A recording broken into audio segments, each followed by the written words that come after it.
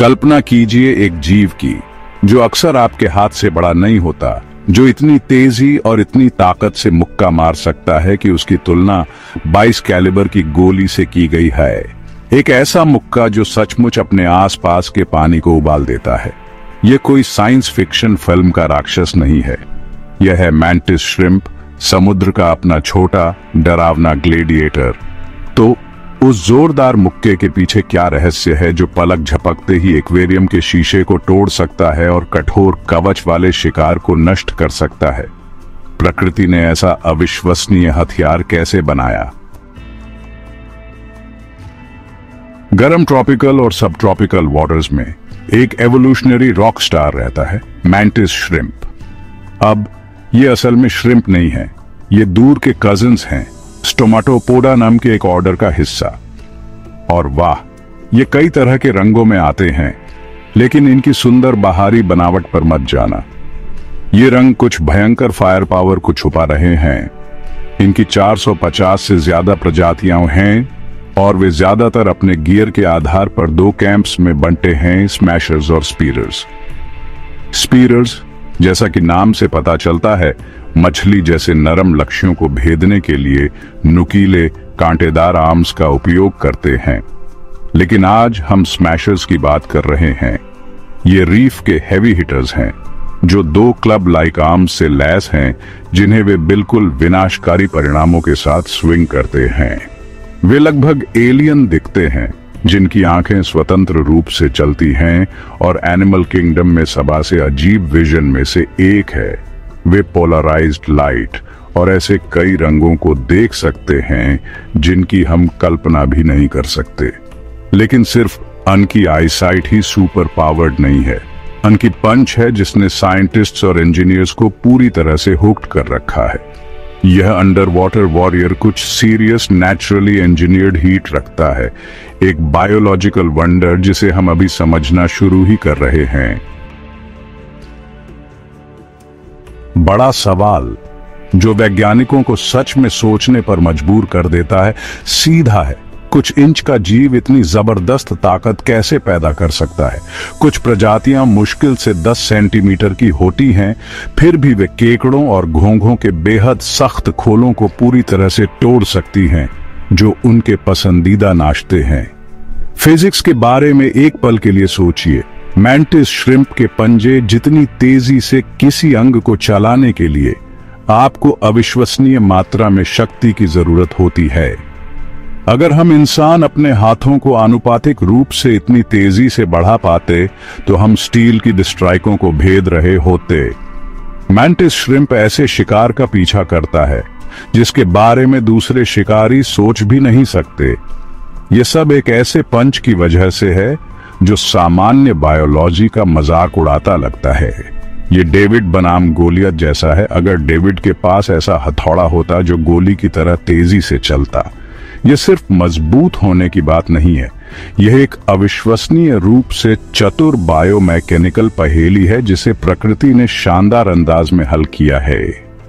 तो वह कौन सी तरकीब है जिससे यह छोटा जानवर ऐसी शक्ति पैदा कर पाता है जो उसके अपने शरीर के वजन से हजारों गुना ज्यादा हो सकती है?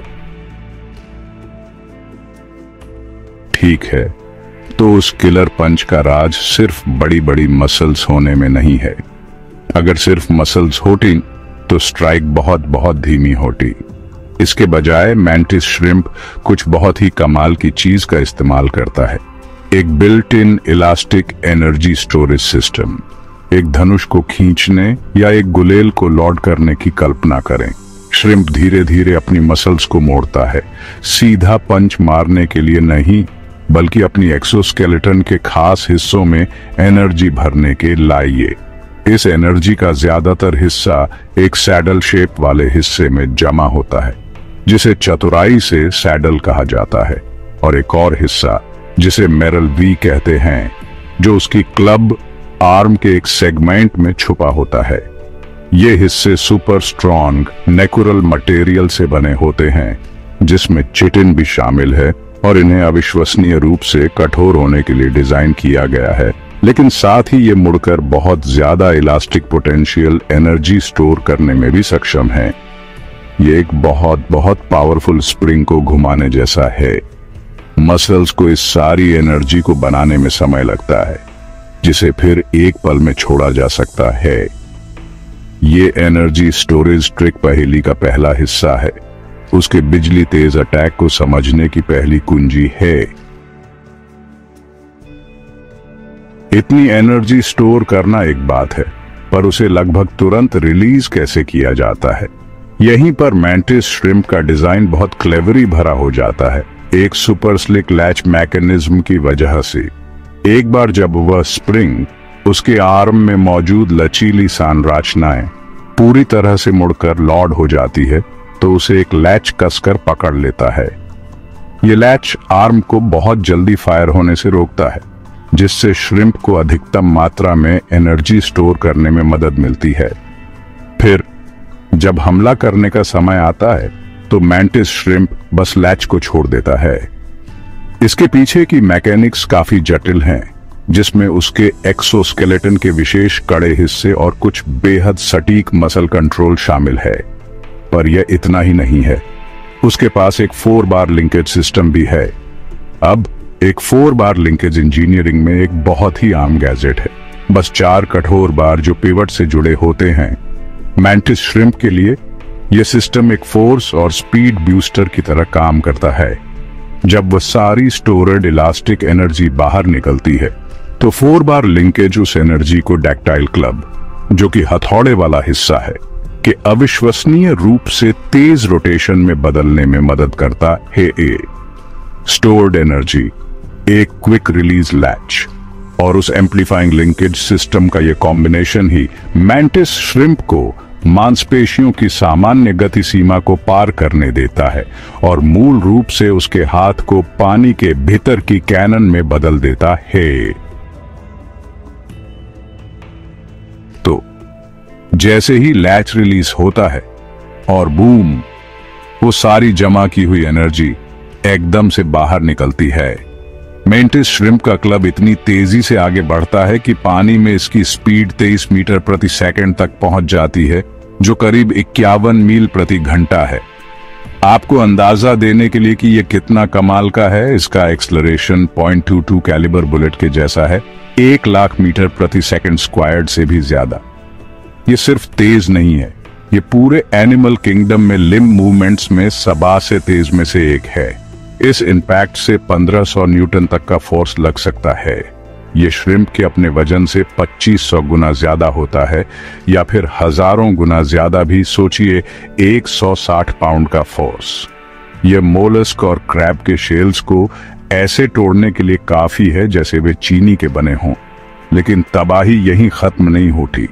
ये वार इतना जबरदस्त होता है कि क्लब के चारों ओर का पानी सचमुच उबलने लगता है। इस कमाल के इफेक्ट को कैविटेशन कहते हैं। जैसे ही क्लब पानी से गुजरता है, उसके पीछे का प्रेशर इतनी तेजी से इतना कम हो जाता है कि पानी वेपराइज हो जाता है, जिससे छोटे छोटे बबल्स बनते हैं। और यह सिर्फ दिखावे के लिए नहीं है, यह मैंटिस श्रिम्प के वेपनों में कैविटेशन, यह फिजिक्स का एक शानदार हिस्सा है जिसे मैंटिस श्रिम्प ने एक हथियार में बदल दिया है। उस सुपर तेज स्ट्राइक से बनने वाले छोटे भाप से भरे बुलबुले, वे ज्यादा देर तक टिकते नहीं हैं।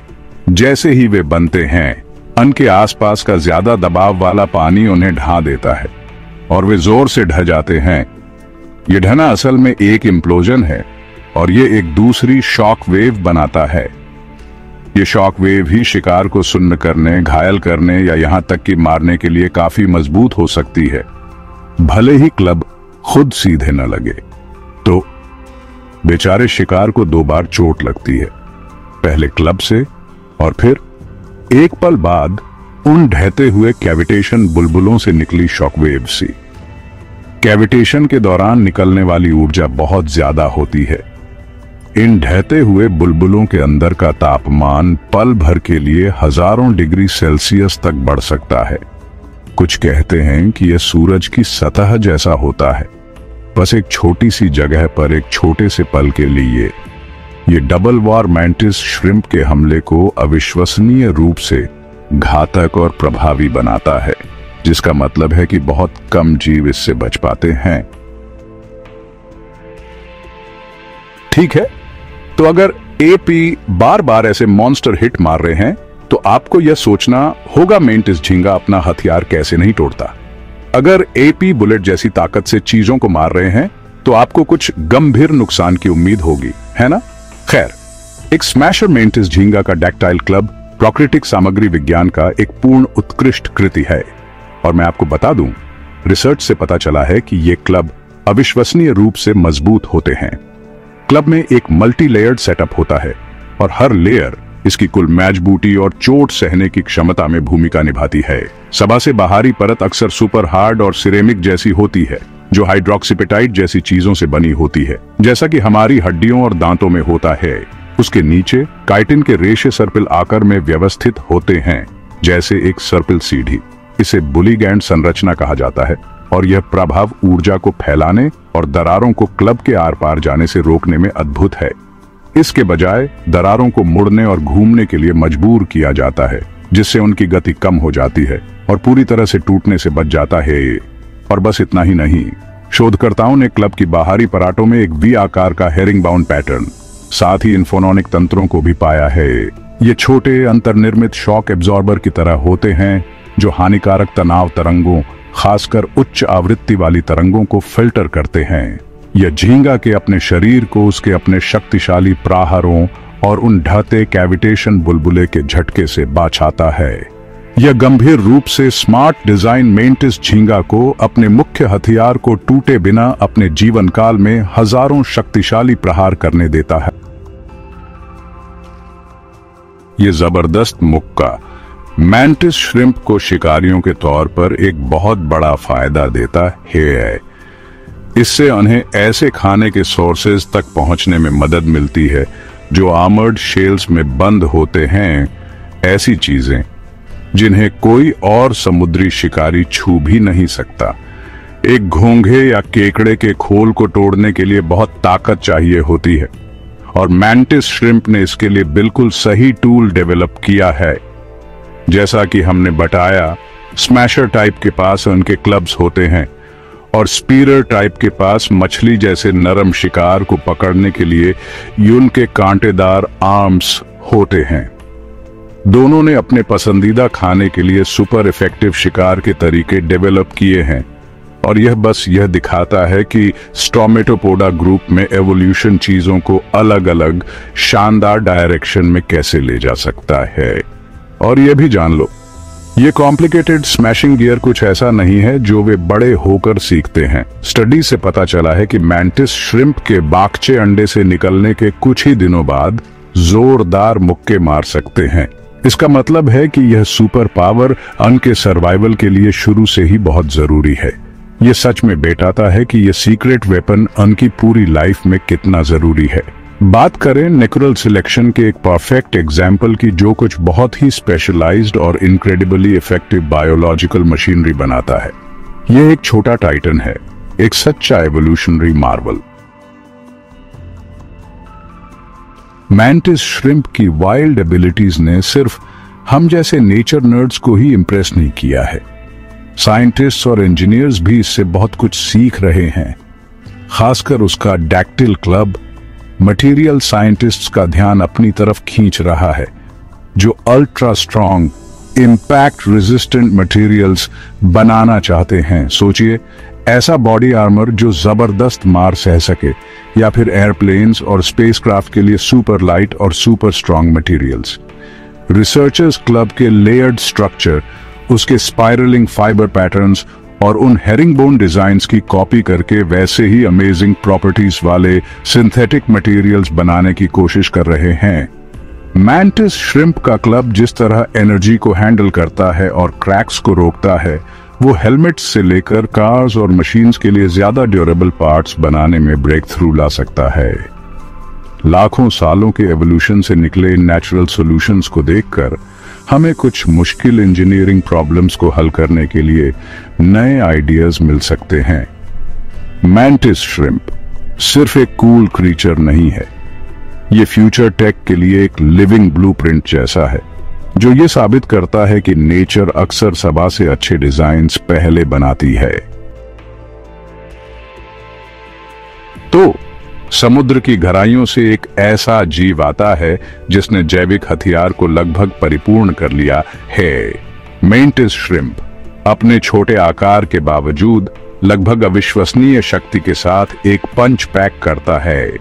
ये सब कुछ बहुत ही शानदार भौतिकी पर आधारित है। धीरे धीरे अपने विशेष रूप से डिजाइन किए गए एक्सोस्केलेटन में लोचदार ऊर्जा का निर्माण और भंडारण करना, जैसे सावधानी से एक शक्तिशाली धनुष को पीछे खींचना।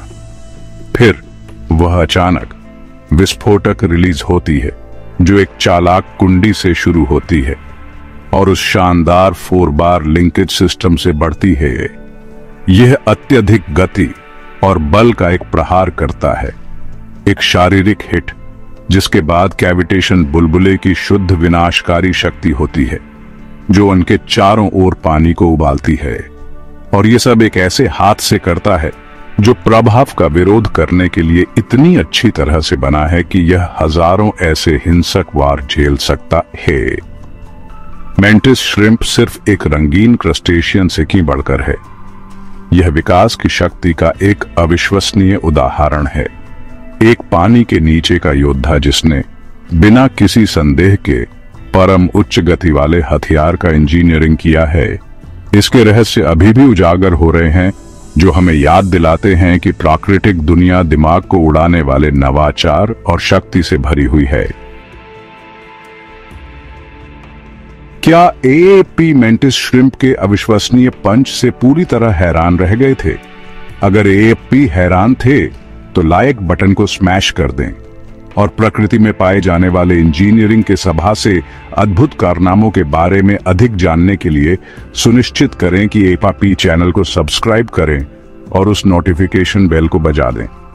हमने मेंटिस श्रिम्प को अच्छी तरह से देखा है, लेकिन महासागर विशाल है और चमत्कारों से भरा है। आपको क्या लगता है कि हमें आगे कौन से अन्य शानदार समुद्री जीवन या अविश्वसनीय जानवरों की क्षमताओं को देखना चाहिए? अपने सुझाव नीचे कमेंट्स में दें। देखने के लिए धन्यवाद।